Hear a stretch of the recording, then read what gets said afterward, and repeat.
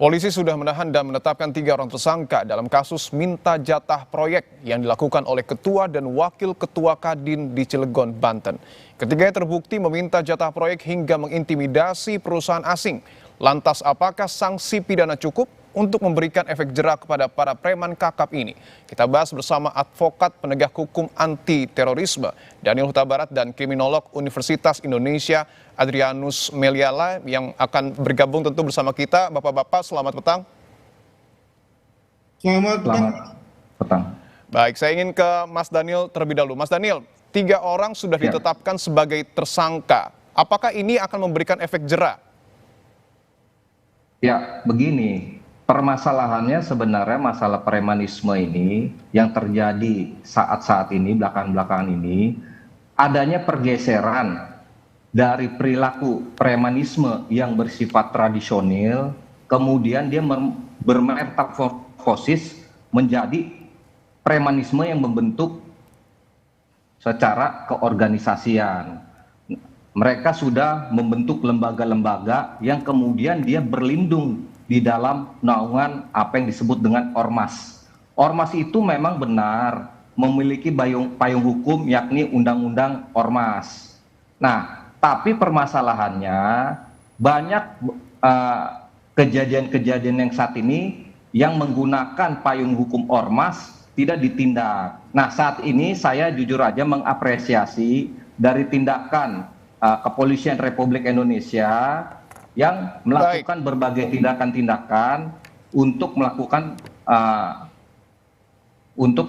tindakan-tindakan seperti melakukan sweeping dan kemudian sekarang ada penangkapan terhadap perbuatan-perbuatan pemerasan.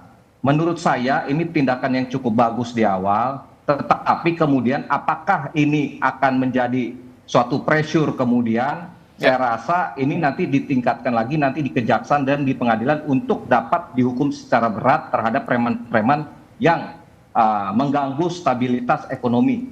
Oke. Demikian menurut saya. Terkait dengan efek jera ini menarik karena kalau kita lihat videonya, gestur dari para terduga pelaku ini cukup intimidatif pada saat melakukan dalam tanda kutip pemerasan. Kita lihat dulu videonya Mas Daniel dan juga Pak Adrianus.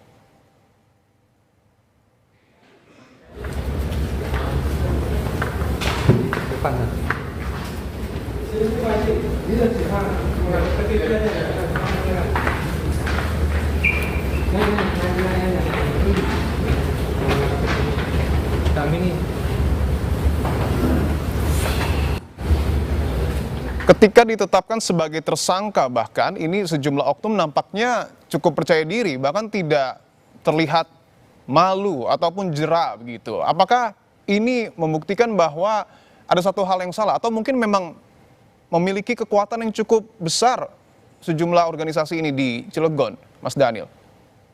Gini, menurut saya kita sebagai masyarakat harus mengawasi bersama proses hukum ini. Yang pertama di kepolisian sampai naik kepada penuntutan yang akan dilakukan oleh kejaksaan sampai nanti putusan di pengadilan. Kita harus jaga ketat, kawal ketat sampai kepada nanti kejaksaan dan sampai pengadilan. Biar nanti jangan seperti seolah-olah proses hukum berjalan kepada mereka tapi masih tersenyum seperti ini. Menurut saya seperti seolah-olah hukum ini dilecehkan.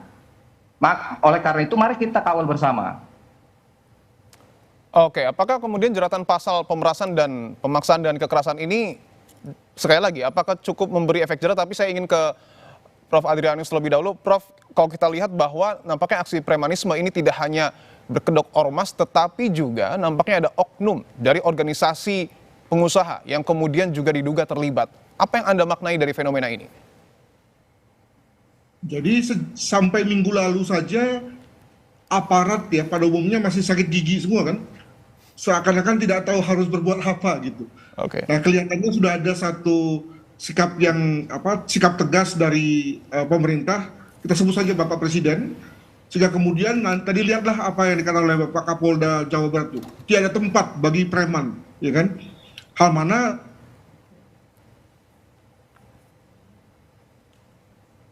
lalu itu belum ada kata-kata seperti itu. Demikian yang dilakukan satu aksi, maka segera kelihatan bahwa ternyata yang dihadapi memang bukan hanya para pelaku preman yang meminta uang parkir, uang uang THR gitu ya.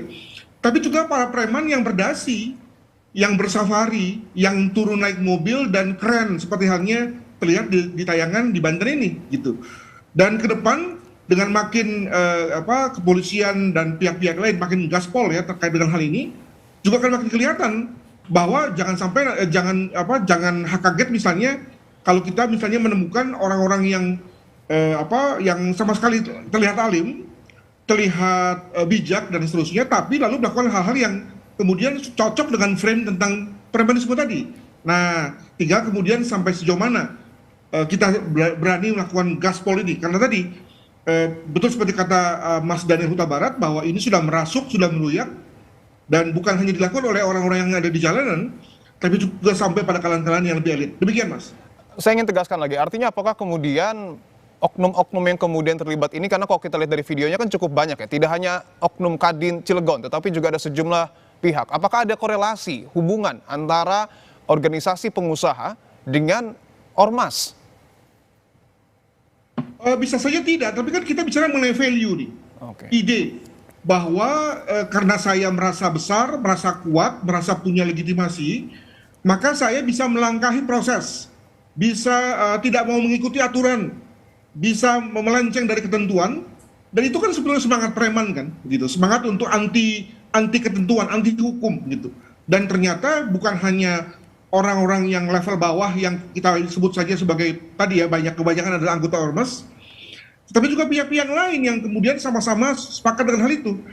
Ke depan misalnya kita akan melihat ya bahwa para pengendara mobil ya yang berugal-ugalan di jalan itu juga bisa kita katakan sebagai preman juga nanti. Lihatlah nanti ya, ketika nanti kita masuk dengan entry point tentang premanisme, maka ini akan masuk kemana-mana dan akan banyak pihak yang kemudian diambil ya atau diamankan gara-gara itu. Nah, tinggal kemudian kita sendiri bisa nggak menahan bola itu ya, atau bisa nggak mau membatasi bola itu sehingga kemudian tidak terlalu jauh dan kita hanya sampai pada preman yang tadi menggunakan kekerasan dalam arti fisik ya, sehingga kemudian dapat dikenakan pendekatan-pendekatan pidana. Demikian. Oke, saya ingin ke Mas Daniel. Mas Daniel, kasus Cilegon ini kan terungkap karena videonya viral. Lalu bagaimana kemudian pihak kepolisian ini menangkap preman kakap lainnya yang tidak viral? Ya, oleh karena itu kita butuh penyidik yang cerdas.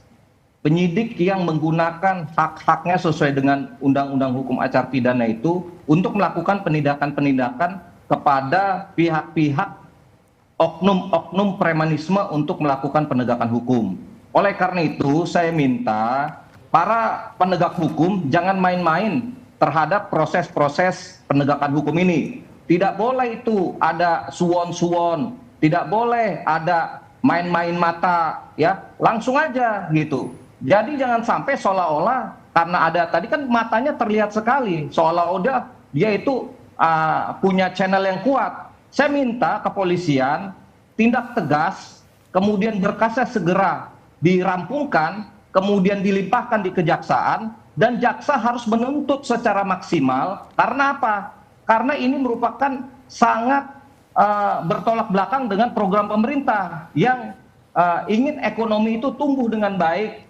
Oleh karena itu kita menjaga investasi. Dan kemudian di pengadilan harus segera dibuktikan oleh jaksa yang nanti akan bersidang bahwa memang dia benar-benar bersalah melakukan pemerasan. Sehingga penegakan hukum itu benar-benar kita rasakan. Saya rasa seperti itu. Itu kan untuk tataran di lapangan, artinya preman-preman kakap. Tapi kalau tadi kita bicara soal pernyataan Prof. Adrianus yang menyebutkan bahwa nampaknya ada juga oknum-oknum berdasi dalam tanda kutip yang kemudian mungkin saja terkorelasi dengan ormas-ormas ini. Tanggapan Anda bagaimana? Perlu nggak ini diselidiki juga? Itu penting sekali, makanya seperti yang saya bilang, bahwa sebenarnya preman ini sudah bertransformasi dari preman yang tradisional menjadi preman yang sebenarnya udah menggunakan kerah putih. Dia berlindung di bawah undang-undang ormas. Dan saat ini pemerintah jarang sekali menggunakan undang-undang ormas itu untuk melakukan teguran-teguran terhadap ormas-ormas yang disalahgunakan oleh oknum-oknum preman ini. Oke. Ya, Undang-Undang Ormas sudah jelas, Undang-Undang Nomor 16 tahun 2007. Ada surat peringatan tertulis, ada penghentian kegiatan, ada pencabutan SKT dan sampai penarikan badan hukumnya, pencabutan badan hukumnya. Oleh karena itu saya minta seperti Kementerian Hukum yang berhak mencabut status badan hukum atau Kementerian Dalam Negeri yang dapat mencabut SKT, surat keterangan terdaftar, kes bangpolnya, ya. Saya minta itu segera untuk dilaksanakan. Lakukan pemeriksaan, lakukan penyelidikan terhadap ormas-ormas yang memang sengaja digunakan untuk melakukan tindakan-tindakan kriminal seperti pemerasan.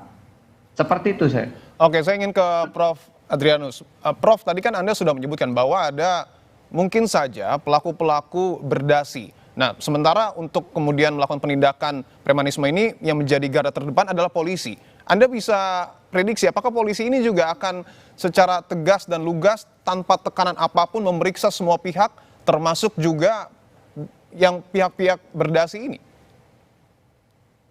Ya, untuk sementara pada awalnya oke lah kita dekati dulu masalah preman dengan pendekatan pidana ya. Ya. Tapi pendekatan pidana itu kan punya dalil juga, punya keterbatasan juga gitu ya. Maka agar semacam genderang yang bertabuh perlu dong diikuti juga dengan langkah-langkah lain, diikuti juga oleh pihak-pihak yang lain. Ya, kalau ini adalah pengusaha, maka bagaimana Kadin? Responnya gimana? Kalau misalnya bicara mengenai ormas, maka bagaimana Kemendagri? Respon dong, gitu ya.